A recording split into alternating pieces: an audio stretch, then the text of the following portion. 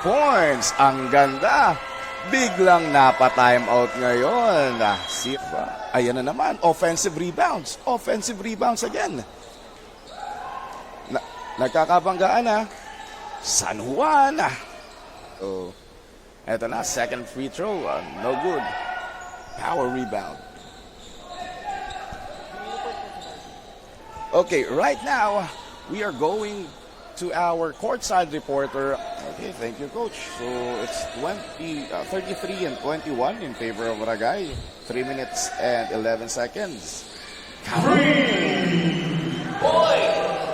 We got a big factor.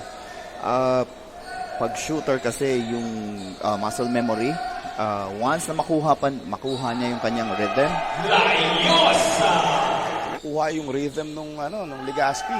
Ang ganda ng pasa sa ilalim, na-convert pa.